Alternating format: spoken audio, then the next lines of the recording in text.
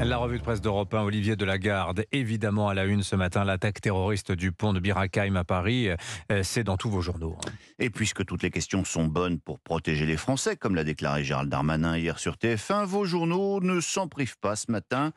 Oui, question après l'attaque au couteau, titre l'Est républicain de Nancy, le suivi du suspect en question pour Ouest France. Et le Parisien aujourd'hui en France met lui carrément les pieds dans le plat. L'attaque terroriste était-elle évitable, s'interroge-t-il, parce que la question est désormais sur toutes les lèvres, écrit le Midi Libre. Comment Armand Rajapour, condamné en 2016 pour projet d'attaque terroriste, suivi par la DGSI, a-t-il pu frapper samedi soir?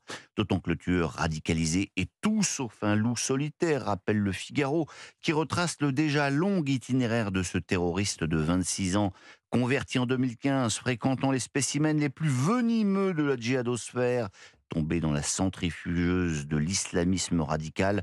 Au moment de sa majorité, il envisageait un départ pour la Syrie. Il était aussi en lien avec les meurtriers de Samuel Paty, des policiers de Magnanville, ainsi que celui du Père Hamel à Saint-Étienne-du-Rouvray, souligne le Parisien. Alors, qui peut dire que ce profil n'avait rien d'inquiétant? Même Libération en convient ce matin. Un passage à l'acte imprévisible, s'interroge le quotidien en une, et dans son éditorial, de Valfond rappelle que l'homme était suivi par les services de renseignement pour islamisme radical et troubles psychiatriques, un combo explosif que l'on commence à ne connaître que trop. Il délire, mais sa folie ne manque pas de méthode, nous avait déjà averti Shakespeare, l'éditorialiste de Libération qui renvoie dos à dos, certes, le RN qui crie au laxisme, mais aussi la France insoumise, qui n'y voit qu'une crise de la psychiatrie française. Oui, ce parti du déni, comme l'appelle Vincent Trémollet de Villers à la une du Figaro, ce parti qui se réfugie dans les méandres des troubles psychiatriques, celui qui s'accroche de façon outrancière et, disons-le, pathétique, au confetti de l'ultra-droite comme à une bouée de sauvetage. Ce parti doit comprendre que ces tentatives de falsification sont inutiles et plus encore contre-productives. Et dans le zapping politique, on écoutera d'ailleurs Manuel Bompard qui proposait hier de ne rien voir de politique dans l'attentat de samedi soir. Autre mort dans vos journaux, celle d'un supporter de football à Nantes. Ouais, comme si le monde n'était pas assez violent en ce moment, mais la stupidité de certains supporters étant ce qu'elle est. Un homme est mort samedi soir à Nantes avec ses petits camarades de la Brigade Loire. Il aurait commencé à attaquer des supporters de Nice qui venaient au stade. Il aurait été poignardé par un chauffeur de VTC. Vous lirez tout ça dans l'équipe. Mais le quotidien sportif ne se cache pas derrière son petit doigt. Le responsable, c'est bien le football, explique Vincent Duluc dans son éditorial. Contre l'évidence, rappelle-t-il, le foot français avait estimé que les graves incidents de Marseille n'avaient rien à voir avec le football. Le drame survenu à Nantes souligne douloureusement combien cette position est intenable. C'est une responsabilité sociale et partagée, mais le football et les pouvoirs publics ne peuvent pas passer d'un drame à l'autre en s'en lavant les mains. Alors d'autres assassinats, mais des assassinats d'État cette fois. Ouais, c'est une enquête du Wall Street Journal qui fait froid dans le dos et que vous lirez traduite dans l'opinion. Point de départ, cette déclaration de Benjamin Netanyahou qui a annoncé qu'il avait donné ordre aux services de renseignement israéliens de se préparer à assassiner les dirigeants du Hamas dans le monde entier dès la fin des combats dans la bande de Gaza.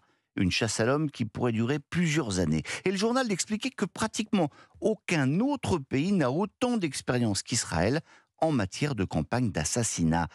Depuis la fin de la Seconde Guerre mondiale, l'État hébreu aurait mené plus de 2700 opérations de ce type.